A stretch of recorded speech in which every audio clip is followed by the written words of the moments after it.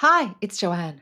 Could your histamine issues be tied up with sulfur intolerance, a hidden driver behind next level bloating, crushing fatigue, joint aches, brain fog, heart palpitations, and those classic reactions to high sulfur foods? Think garlic, onions, eggs, red meat, and brassica vegetables.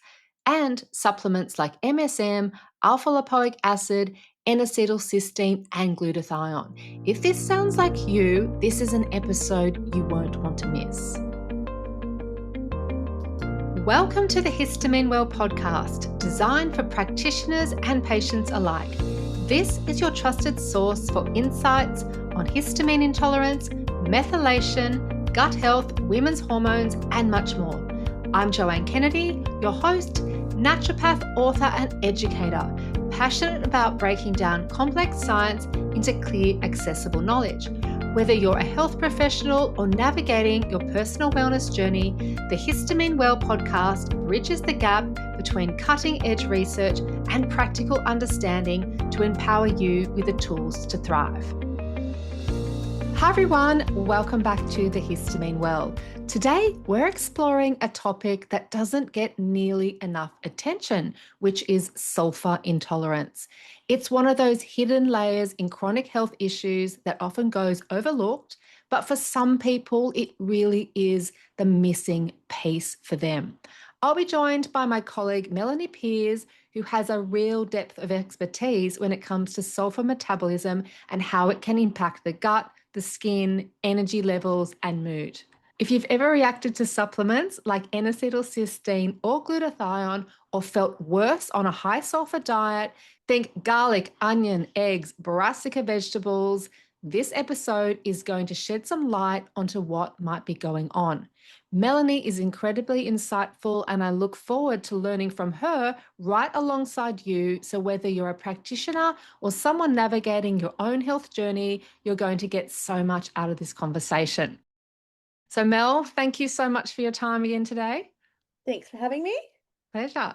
So let's just dive straight in. And I want to start with the symptoms of sulfur intolerance so that people listening to this podcast straight up know if this is going to be worthwhile for them to stick around.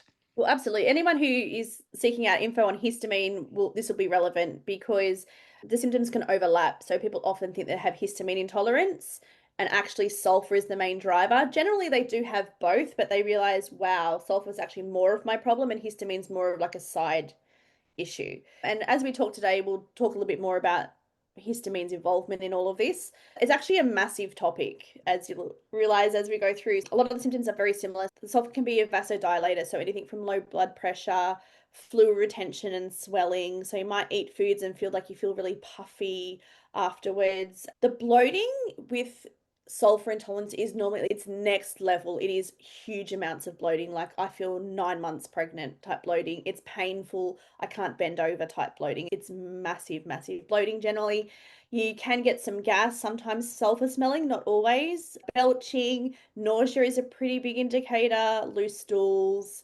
You might be quite sensitive to alcohol, which you can see that's similar with histamine. Joint pain or joint achiness that kind of comes and goes is another classic sign. Brain fog, and absolutely crushing, debilitating fatigue. Like almost I can't get out of bed. So sometimes people might describe a little bit of like brain fatigue or body fatigue, and it's both. You might feel like you can barely walk to the other room and get a shower. You might get out of breath putting your clothes on, things like that. And the brain fatigue is really there as well. There's no clarity of thinking. You can't make sense of things in the day. It's really quite debilitating. That's one of the really standout symptoms, I would say. It's just next level fatigue. A really red or hot presentation, so you might feel really hot to touch or just generally feel kind of quite hot and inflamed. And then any of the histamine intolerant symptoms, so things like hives, wheezing, it can really affect the respiratory symptoms. So you can get almost like an anaphylactic type reaction sometimes in more severe cases, heart palpitations, itchiness, redness, things like that. So quite a big list. But I think the main things I would say is the bloating that's quite significant, the crushing, crippling fatigue, and the joint pain and aches are probably the most standout that might differentiate it from histamine intolerance and other Okay. intolerances for people. What about mood, Mel? Does it affect your mood? Yeah, some people can feel either depressed or anxious. Obviously, with that crushing fatigue, there is no motivation, so you may feel quite depressed. But also, with regards to the heart palpitations, you might feel quite anxious as well. It Mm. might have a combination of both, so it definitely can affect mood as well. Mel, how can someone develop this intolerance to sulfur? There are a lot of different factors that come into this. Sulfur is like the third most abundant nutrient in the body. It is literally on every surface and cell of the body. So it's everywhere. It's really, really important. When things start to go wrong, there's quite a few different reasons. And that's why I was saying like it's such an enormous topic. How can we have issues with sulfur? You may have an issue with the enzymes that produce or that process sulfur. The sulfur comes in many different forms. So you have sulfide, sulfite, which are belong in the body in small amounts, but if you're overproducing those or you're not being able to convert them into sulfate, which is what the body likes to use, if that conversion happens, you get that buildup of sulfide and sulfate. Sulfide and sulfite, sorry. So that's ITE and IDE. Mm-hmm. You get a buildup of those because the enzyme is a bit blocked, whether that's from nutritional deficiencies or inflammation. That can be a factor. You can have overgrowth of bacteria that produce those gases, so the sulfite and the sulfide in the small or the large intestine. So you might have hydrogen sulfide SIBO, which in Australia we don't have any testing for. They are testing for it in America, but I think it's still quite early days. I don't know that it's super duper accurate yet.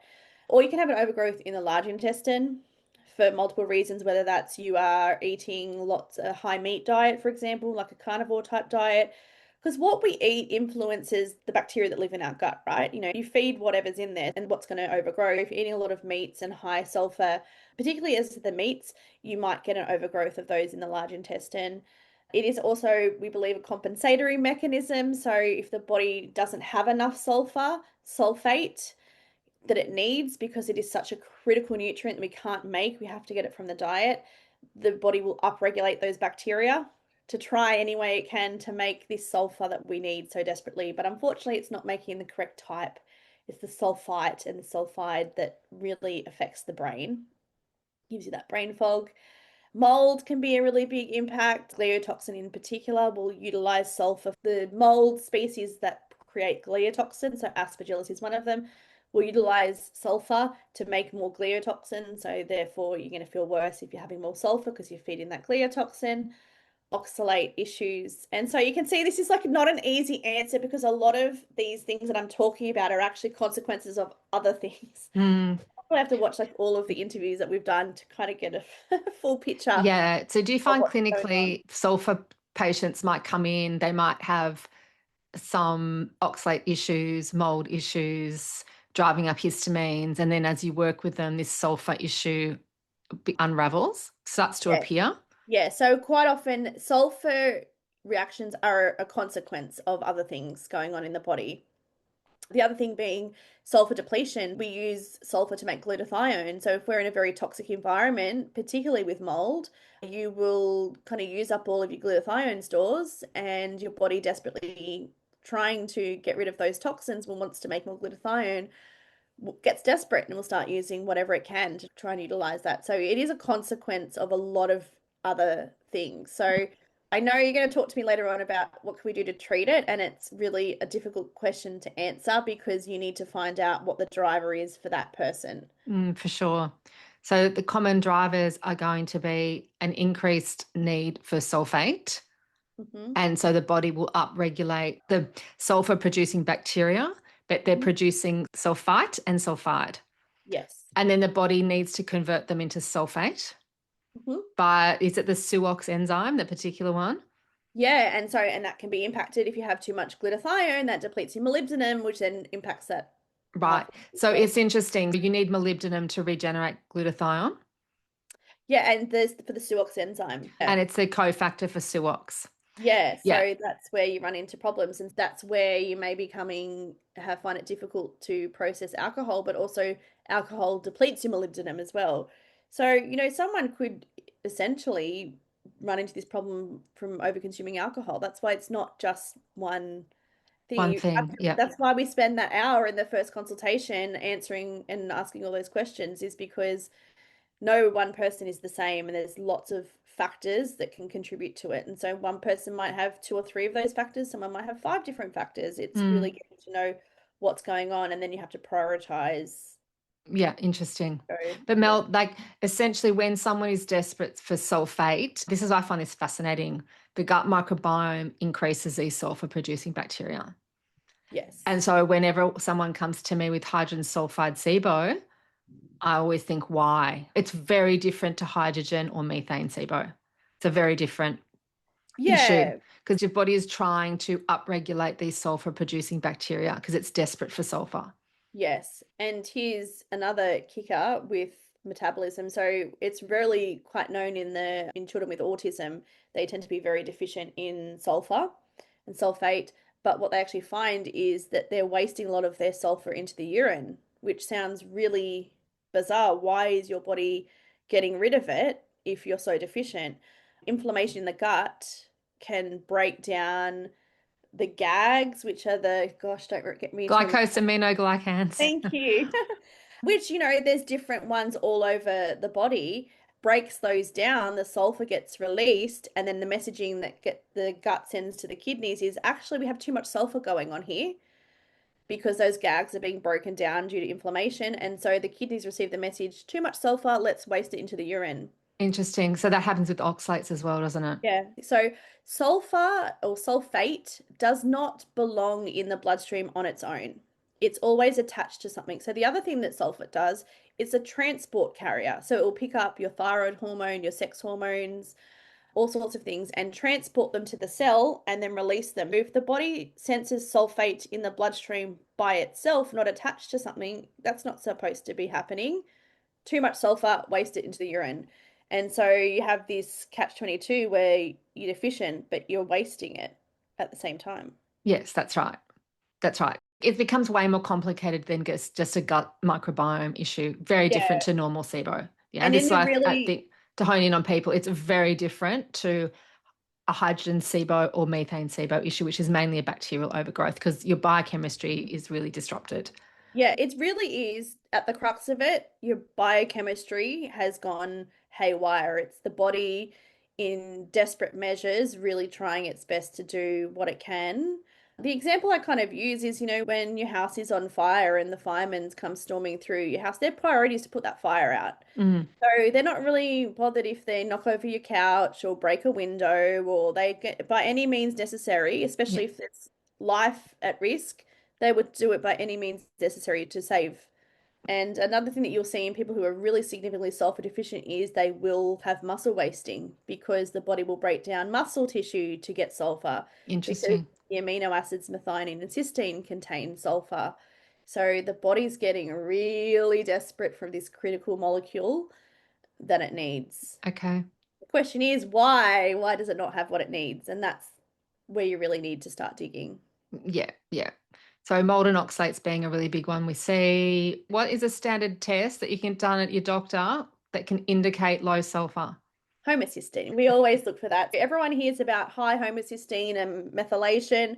What people don't necessarily know about is low homocysteine. So again, cysteine being a sulfur based molecule, the body will break down the homocysteine to get that sulfur. So again, desperate measures, we're doing whatever we can. The body will break that down. So if you're seeing anything, 5 or under, even 6 is a bit low. Do you look for homocysteine at 6 to 7?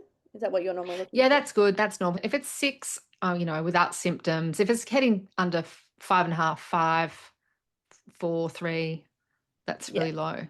That's Yeah. when yeah. And it's so cheap and accessible. With a lot of the things that we do, there's not a standard test. Like I always say to people with mold, like there's not one test that I can do that's going to give me all the information, but there are things that we can look for, signs and symptoms. As you said, the homocysteine is going to be low. Anything kind of like 5.5 and lower, I'd start to question whether there's an issue there. That's really simple. A lot of your GPs will run it. If you have to pay for it privately, it's pretty cheap.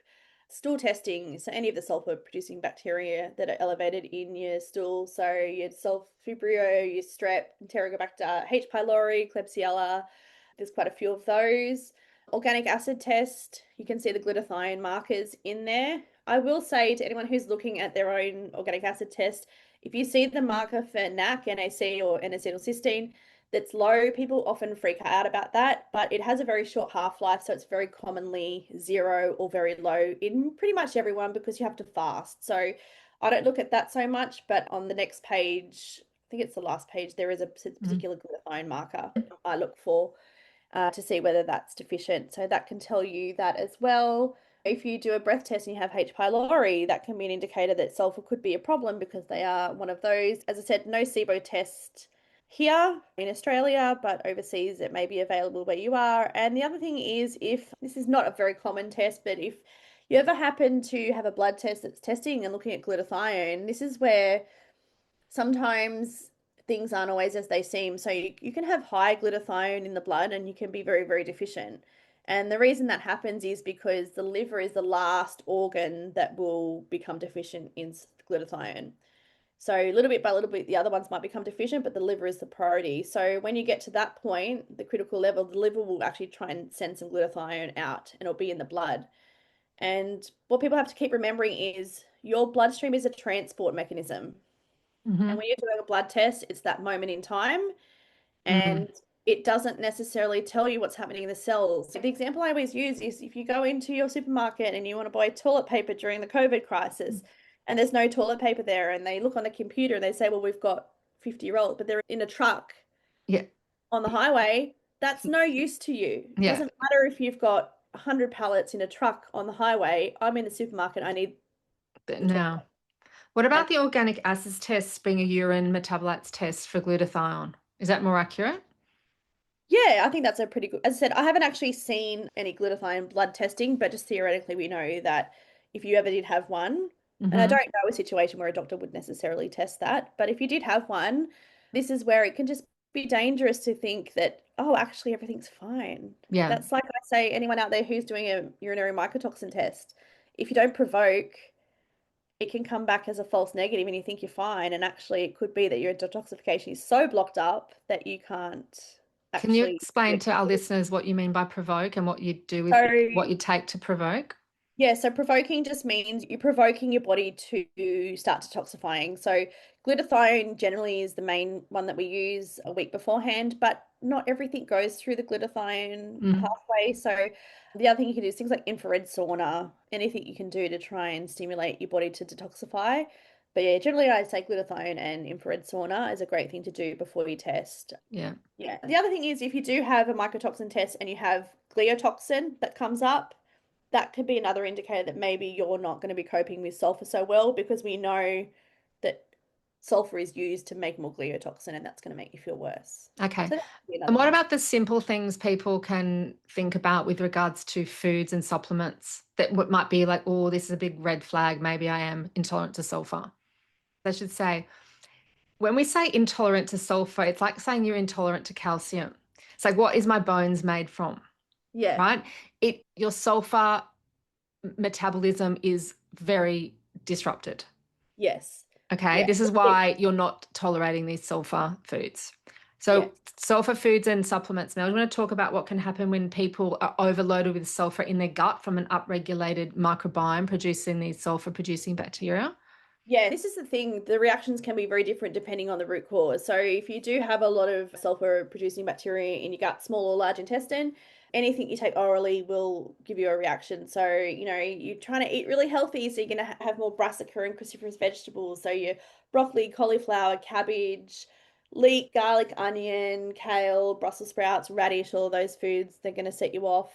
As you said earlier, red meat and dairy are actually the highest because of the methionine and cysteine content and eggs. So there'll be a flag. Belching is another symptom that can happen with sulfur sensitivity.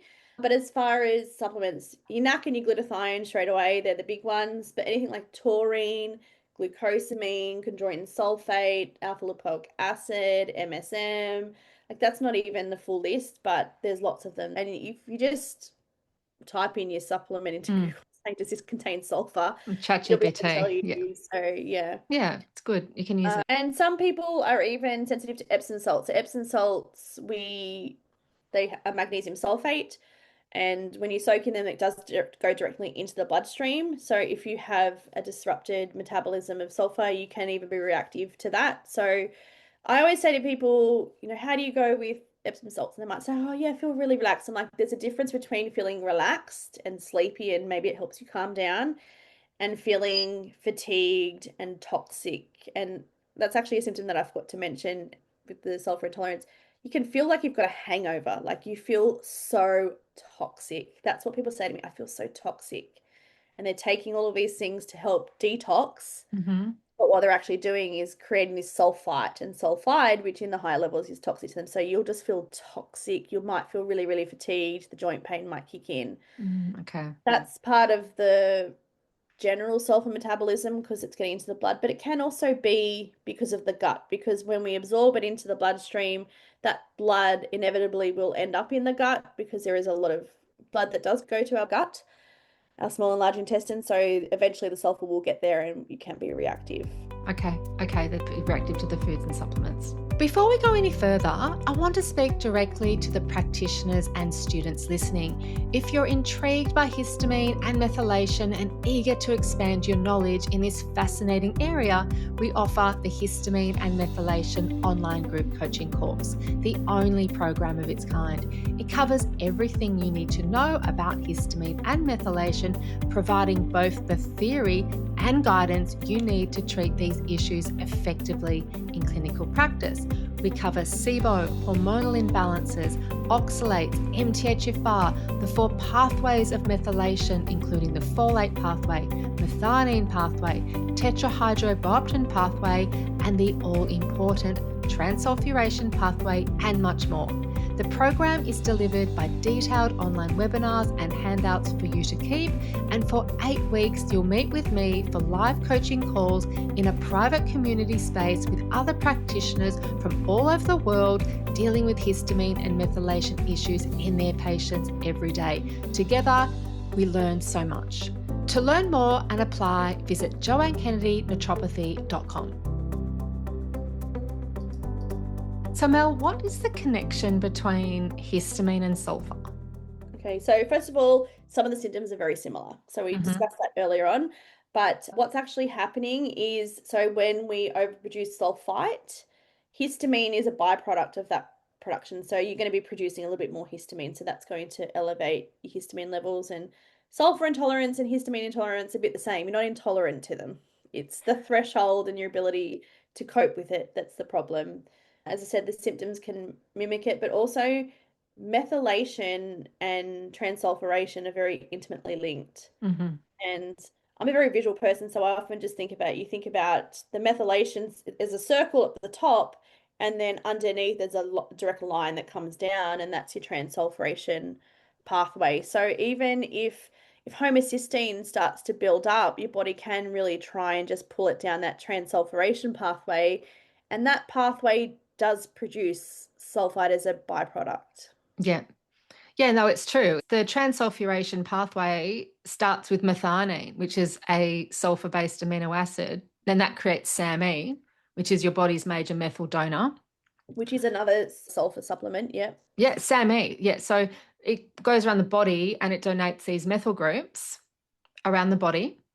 And then it gets deactivated and converted into SAR and then to homocysteine, and then homocysteine moves down that transsulfuration pathway. So the amino acid that you need to make your major methyl donor is a sulfur. So it's extremely connected. So Mel, this is an interesting concept.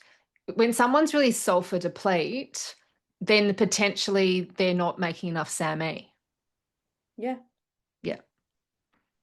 Because I'm going to intervene here and say, if you've been listening to this show, you know I'm such an advocate of testing your methylation in real time via the Mood Sense methylation test, which is just a home test kit. And the thing with methylation is, yes, we're talking about how it's impacted by sulfation, but it's also impacted by the environment, enzymes, genetics, genes that make methyl groups, genes that use methyl groups, genes that recycle methyl groups. So if you're interested in your methylation, you need to do the Mood Sense at-home methylation test kit. And for listeners, if you are interested in doing that test, I've secured 10% off with discount code Histamine Well 10. and you can access that test via my website. So, Mel, back to sulfur. If someone comes to you and is a bucket of histamine and sulfur, where would you start? What would be the first thing that you would start with in your mind? Well, in my mind, it's always been why, like what's going on with you, and like how, I always ask, do you react to these foods? How do you feel on these? But the thing I want to stress to anyone who goes, oh, okay, I'm reacting to sulfur, I'm just going to go on a low sulfur diet. You can't, because we short term you can, but long term, you're going to worsen the problem, because most of the time, the sulfur problem is a sulfur deficiency, and you're further depleting your sulfur by going on a low sulfur diet. So you're Mm, feeling better in the short term, but not in the long term. So, yeah, you've always just got to get into the why. And you can often tell, if someone isn't getting a lot of the digestive symptoms, we go, okay, then maybe there's something else. But a lot of the time it's mold and oxalates. I really do see that so much of the time. And I don't think we didn't really touch too much on the mechanism with oxalate. So what happens with oxalates is oxalate and sulfate share the same transporter on the cell. So to get in, they use the same door to get into the cell, for example, and it's going to uptake whatever's there in the largest quantities. So oxalate, as we know, really toxic, dangerous in the bloodstream. Your body's going to uptake it preferentially, which means that the sulfur won't get in. The mhm. sulfur's going to be left in the bloodstream, doesn't belong there. The kidneys are going to take care of that and get rid of it. Also, it can push sulfur out of the cell because the highest and lowest concentration, how diffusion works. So it kicks it out of the cell. So that just continues to deplete sulfur more and more and more. And so bringing in Epsom salts, if you do have an oxalate issue, can be helpful, but they can worsen dumping, Mhm. because anything that's going to reduce your oxalate levels is going to initiate the body to start purging what it's got in storage. So either do one or the other, do diet or do the Epsom salts. Don't do both at the same time. Okay, Uh, that's good Take it advice. slow. Yeah. So if someone came to you with a definite oxalate problem and also lots of sulfur issues, Hmm. you would do reducing oxalates in the diet, right? And what about the sulfur foods? Do you get them to minimize them for a little while and give them some molybdenum to help process it?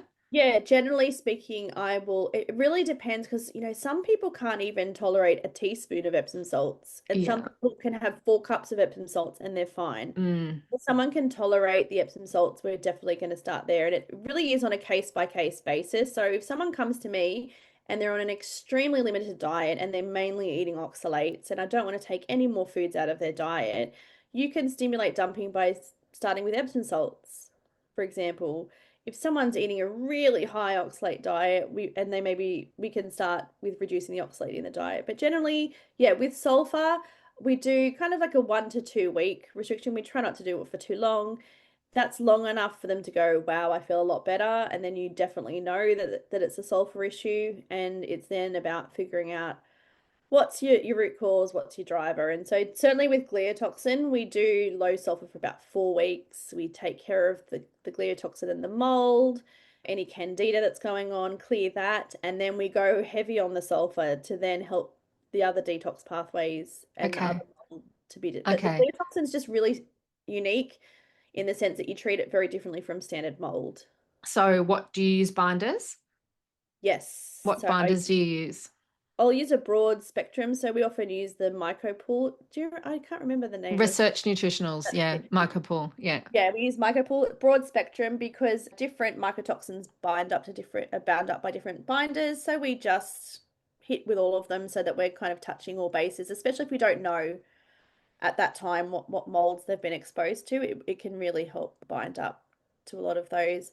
The other thing that I will comment on is B12 is really important for breaking down sulfite or sulfide in the blood.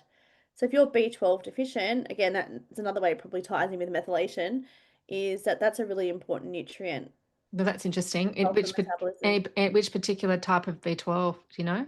Well, we always use the methylcobalamin anyway, so. Oh, you do you? You use methyl? No, I use sorry, hi, hydroxycobalamin. yeah, sorry Sorry. guys, hydroxy. It's way more gentle. So Yeah. hydroxy, yeah, interesting. Well, that's interesting, Mel. And everyone's deficient in B12, aren't they? Yeah, or especially, with methylation issues. Yeah, it's the stress and the low HCl Hmm. definitely can cause big Hmm. issues with that. Okay, so what about if you've got high sulfur producing bacteria in the gut? What are your favorite sort of supplements to reduce that? Do you use So herbs? if we're dealing with that, I generally we will reduce kind of the fats and the red meats and the dairy, the Mm-hmm. having that, and just start in with low sulfur vegetables. And I Mm-hmm. do have a list of like rocket is a really gentle one that a lot of people tolerate, build up on that. As far as supplements go, I generally try and start them on sulforaphane at that point, which despite what people think doesn't have a lot of sulfur in it. Okay. And The why name so fluorophane, Mel?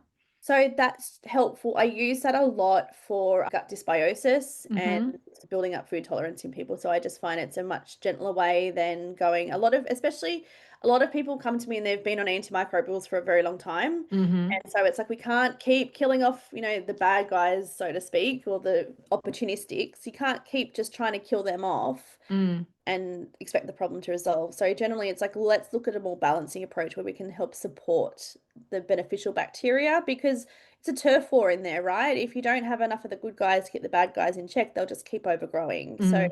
supporting the healthy bacteria, and that's why I do that. And it's really great for supporting detoxification and inflammation in the immune system. Sulforaphane actually activates the NRF2 pathway, which turns on lots of different protective genes that helps support the body in a multitude of ways. And when you have people that are really sensitive, Mm. it's nice to have a single ingredient product that does lots of different things at once. Yeah, I find these people really need to save their microbiome, and herbal medicine, it does reduce your good microbiome as well. Yeah, Definitely. I mean, powerful. we can if someone comes to us and they haven't had a lot of antimicrobials or antibiotics in the past, sometimes we can just go in there for 6 weeks or so.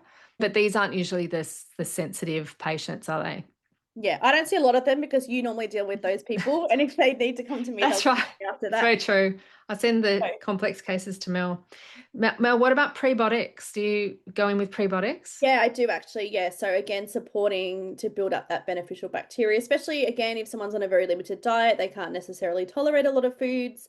Generally, PHCG is well tolerated because it's low FODMAP. It can help people empty their bowels if they're having issues with that. Because no matter what you come to see me for, if you're not emptying your bowels, that's number one priority, really, because it's such an important Mm.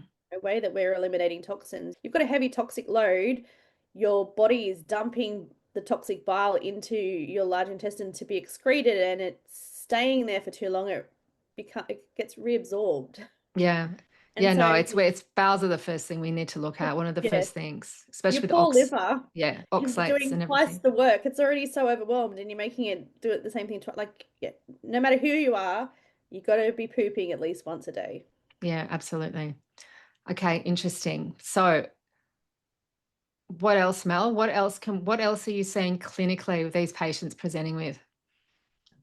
They just can't tolerate foods. Everything makes them feel worse. They feel It's like, multiple food intolerances, isn't it? yeah, it's just rarely do I see someone who is only reacting to sulfur. One of the things I could probably mention is some of the implications of the sulfur deficiency, because that Mm, kind of talks about a little bit of the domino effect of why things get so bad that you mm, can't see the forest for the trees. So, first of all, there's an enzyme called PST, phenolsulfite transferase, which uses sulfate to function. That is how you process your your salicylate and phenol foods. mm, So, people will often have a salicylate sensitivity, mm-hmm. which is really challenging because you want to eat all the beautiful, colorful vegetables to help support your detoxification. It's the same thing with histamine, right? You want to heal your gut.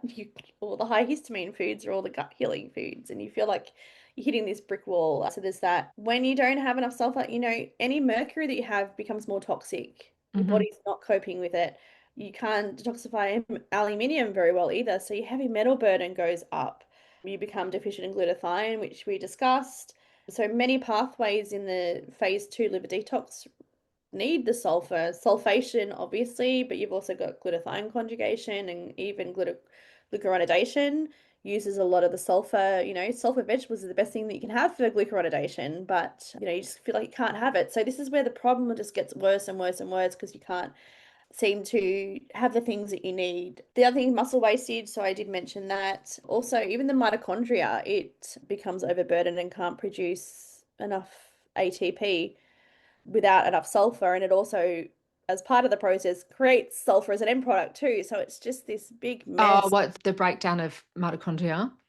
Yeah, so the mitochondria is a great factory for utilizing sulfur. But if you Hmm. don't, if you've got mitochondrial dysfunction, they're not, it's Able not, to use the sulfur. yeah. That's interesting. So you can't make your energy. So that's another reason why people are really, so again, chicken egg is the mitochondrial dysfunction first, and that's creating an issue with sulfur, or is sulfur part of the overall problem and Mm, detoxification that's impairing the mitochondria? That's the question. That's another reason why like timeline is so important.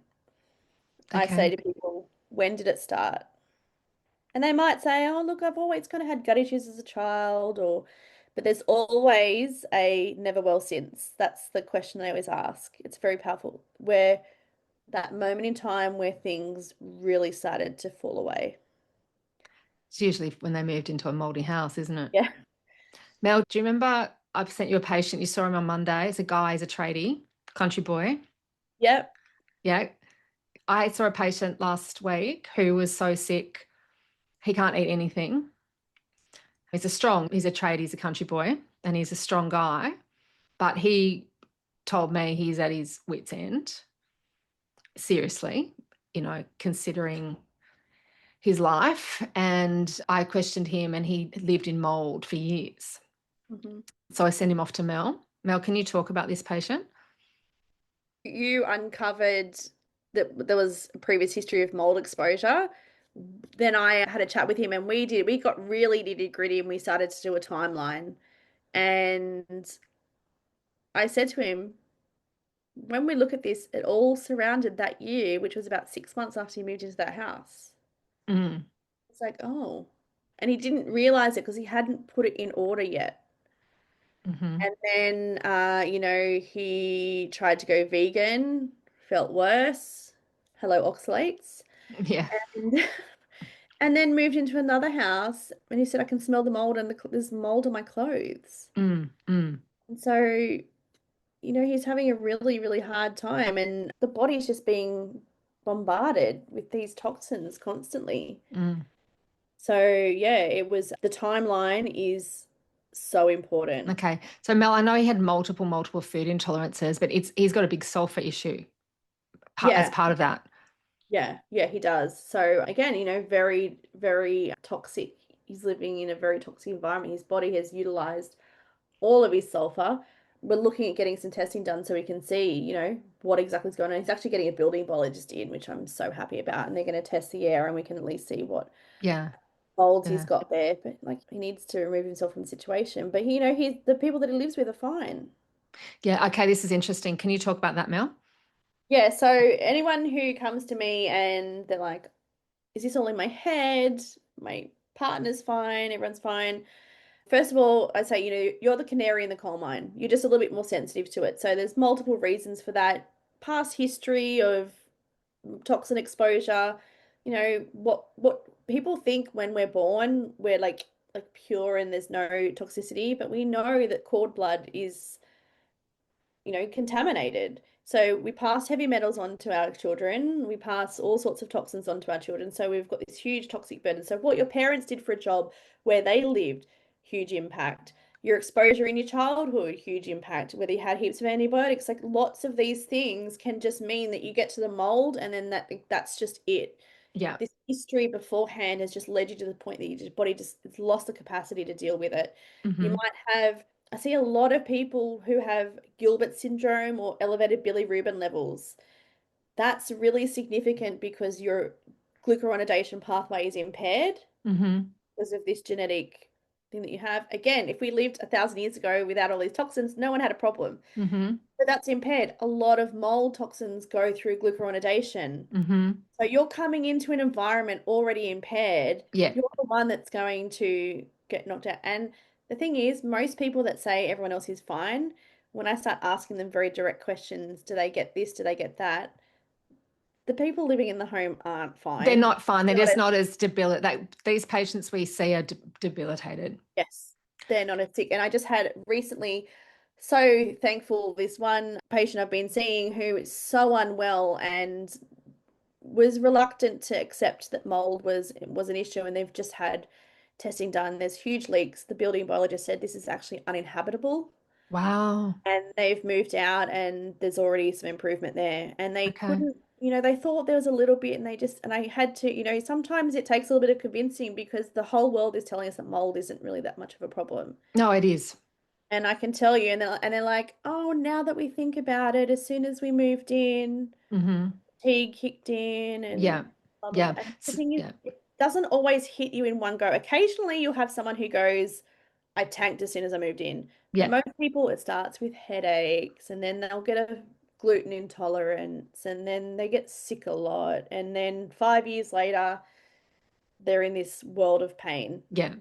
Yeah, that's And interesting. So it's the mold people need to understand that you can end up with massive issues with sulfur and sulfur intolerance as well, and yeah. depletion of glutathione, disruption to your sulfation pathway. Yeah, Mm, yeah, it's interesting. So these people end up being intolerant to sulfur foods, intolerant to histamine foods. They've got an oxalate problem as well. So they're having issues with oxalate foods, and then they also can't break down salicylates. mhm, And then also the amount of sulfur in like eggs and red meat, they sort of can't eat enough animal protein, which is a problem in itself. mhm. And so it becomes really quite tricky. And getting to the root cause is what Melanie does. And it's trying to fix this complex biochemical disruption. Guys, it's not just a microbiome issue, because I have so many people come to me fixated on the microbiome. They do all this stool testing and they are put on so many herbs to try and kill off this and that bacteria, or antibiotics, fecal transplants, the lot. And it ends up causing them to get worse and worse and worse, mainly because the real issue is not identified. Their gut microbiome is completely destroyed, and they've spent thousands and thousands and thousands of dollars. Mhm.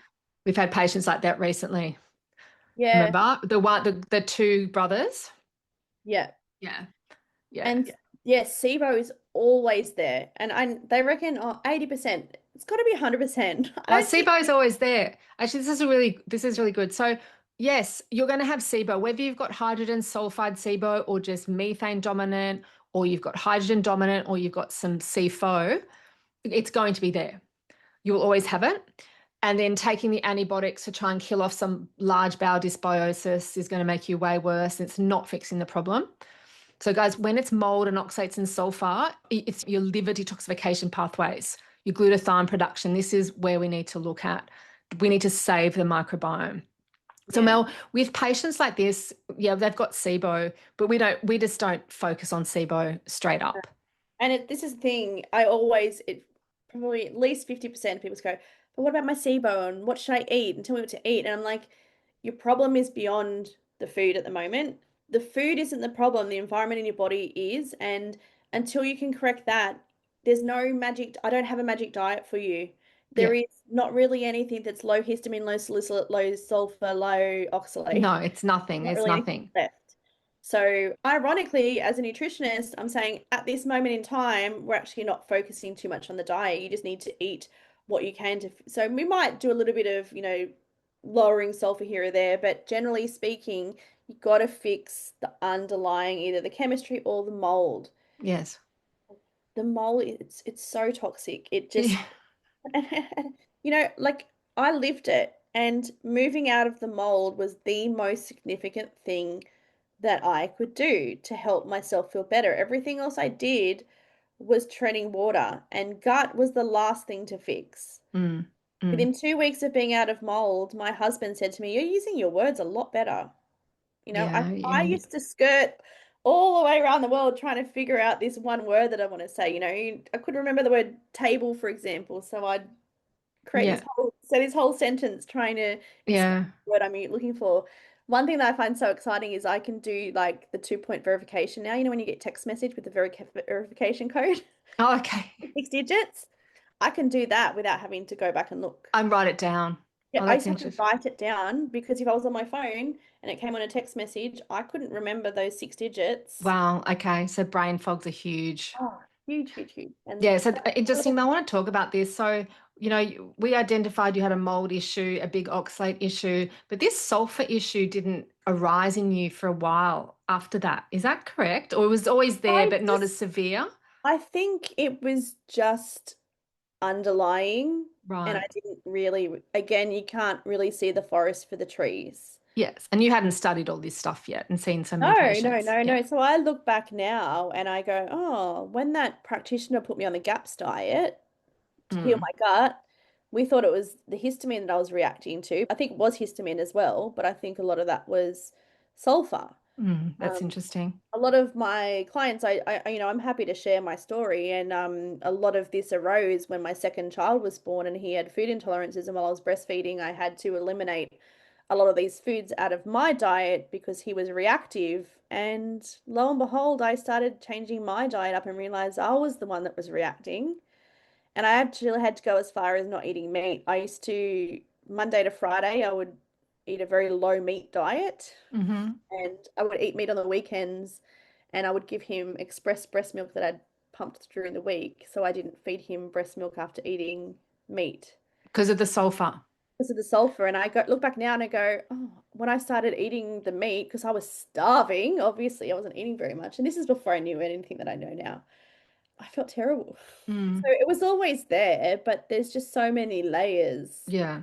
Okay. And so, yeah, when I started to feel a little bit better when I moved out, I started to be able to tolerate foods a little bit better. I was really excited to bring back in coleslaw. I loved making coleslaw. So I Okay. was eating all this raw cabbage. The next thing you know, I was like, I can't even think. Can you explain to everyone the gaps, why the gap star is so problematic for sulfur and histamine? So, well, obviously with histamine, it's slow cooked. You're Hmm. doing all the bone broths, so it's slow Hmm. cooked. You're not necessarily worrying about the freshness of the meat. And again, high meat diet, it's high in sulfur. Yeah. Yeah. So it's just Too a much sulfur. So if massive anyone's bomb reacting of to inflammation. gaps, it's the sulfur and the histamine. Yeah. Yeah, no, interesting. So Mel, yeah, so how to treat sulfur intolerance? That's not even really a question. It's all about identifying the root causes and then understanding that, yeah, we do have people come to us and it's multiple food intolerances, but you have to zoom out Hmm. because you can go crazy thinking, is it sulfur? Is it oxalate? Is it histamine? Is it FODMAPs? You have to zoom Yeah. out and understand that the gut microbiome and the biochemistry is so disrupted, and we need to start fixing that rather than just eliminating more foods or taking a really reductionist approach into these food intolerances because it drives you crazy and it doesn't give you great clinical outcomes. Yeah. So, but yeah, always supporting the sulfur. I make sure I'm always supporting any of those sulfur enzymes. That's Yeah. always the standard. Yeah, so the big sulfur enzymes are SUOX because it takes the sulfites into the sulfate. Is that Yes. correct? And that's molybdenum dependent. Yes. Any other nutrients for SUOX? Yeah, so iron is Mm, important, B12, CoQ10 for the mitochondria, because that's the conversion happening in there. They're the main ones, and obviously you don't want to be taking anything with sulfur in it. Yeah, I'd say that they're really the main ones. But yeah, looking after your enzymes and then just really zooming out and focusing on, what's gotten me here. And the other thing I will say about, going a little bit crazy trying to find, because people do, they go, what did I eat? What did I eat? What am I reacting to in this moment? And it does actually create quite a lot of stress. And one thing that we both do with a lot of our patients is working on nervous system support because it creates a real, I don't want to loosely use the word trauma, but it does create some sort of it trauma in does. the No, it response of the absolutely body. 100% Mel. It does. I know it's thrown away around so loosely these days, but it creates this trauma in your body and your nervous system becomes hypervigilant to the point that, obsessing over what you're eating, researching, that's all creating a stress response that is therefore feedback to the brain is I'm not safe. Yeah. And a lot of these food reactions can also be where the nervous system has actually become very involved and is directing the immune system to become reactive. Yeah. And so every single person that has all of these reactions, you must work on your nervous system. Okay, where are you sending them to, Mel? For So lots of different things, limbic retraining through the Gupta program or Primal Trust, somatic exercises I'm finding really helpful for those that can't meditate. So hmm Workout Witch or Irene Line. Irene Line has some good information about the impacts of toxins. So she grew up, was it her parents were vets? She Yeah, was a she bit had a sick. massive toxic load in her body. Yeah. It was her toxic load. So she didn't have the trauma. A lot of people who develop these nervous system issues and MCAS, it can be trauma based. So there's no abuse or trauma or anything like that. It was for her, it was chemical trauma. Yeah. And so the nervous system in its ability to try and keep us alive is just becoming so overreactive. So that is another critical component that people overlook and they don't Yeah. realize how stressed they are. I have people, the door slams and half an hour later their heart is still racing.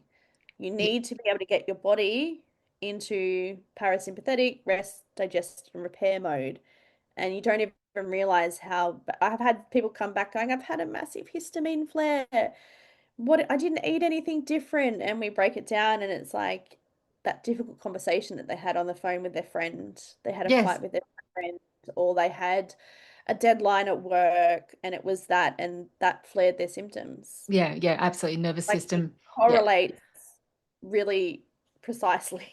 Yeah. Yeah. It does. It's crazy how when people whose nervous systems are dysregulated, small things can really increase their histamines. I see that all the Yeah. time as well. I had one patient who couldn't go outside if there was more than a 10-degree difference between inside and outside.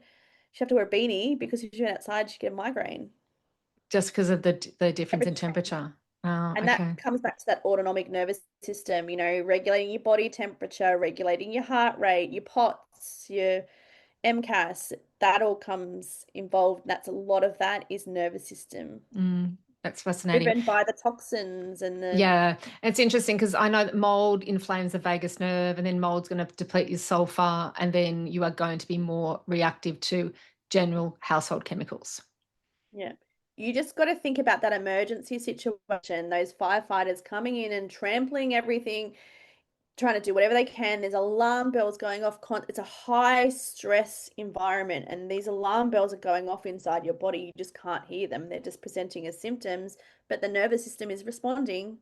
Yeah, And most people have been sick. They haven't been sick for 6 months. They've been sick for 10 years or more. yeah, yeah. And guys, I know that we are in our methylation histamine sulfur lane, but I'm telling you, if you've had chronic health issues that haven't resolved, you need to really think about mold exposure, because it will go miss. The doctors are not going to pick it up. A lot of naturopaths, integrative doctors, nutritionists aren't trained in this area. But I can tell you, Mel and I are here to tell you that the patients that come to see us who are our sickest patients, 99.9% of the time, it's mold, isn't it? Yeah. And Like I yeah, send all my patients, I mean, I don't treat the mold, Mel does, but I can pick it up on my patients really easily now. Mel, have I ever not been right with mold? It's normally no, I mold. think so. Sometimes even I'm like, is this mold? Because I'm trying to think about so many things. And yeah, there is like another patient I can remember, she was adamant there is no mold in this house. I can't see anything. It's really clean. It's new. It's bright and light and airy. And I was like, it walks and talks like mold. Like this looks like mold. And we did organic acid. It showed up on the organic acid. It showed up on the urinary mycotoxin test. And then it showed up on testing in the home. Yeah.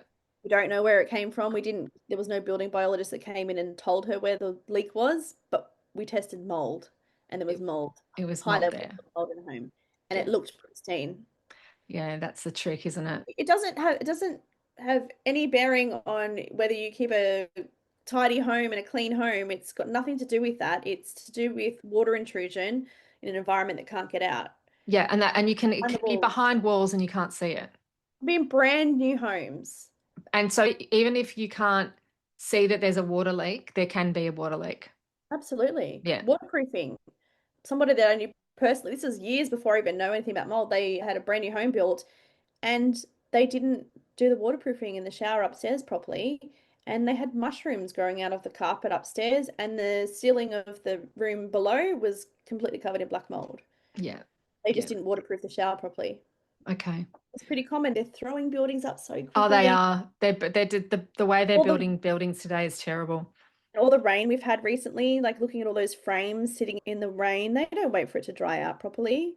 Yeah. Okay. So a brand new house isn't immune. Nothing is immune. Okay. That's a So yeah, I will say, all of these people that come to me, they've seen multiple practitioners. Everything those practitioners did was right for SIBO and gut issues, but the problem was it wasn't just gut issues, it was the mold and yeah, that and the mold is causing the SIBO. Yeah. you're Yeah. not fixing the problem that's driving it. If you're living in mold, it's like, as I said, the amount of times people move out and half of the problems that they're dealing with start to get better on their own. I don't Yeah, have to they do do. anything.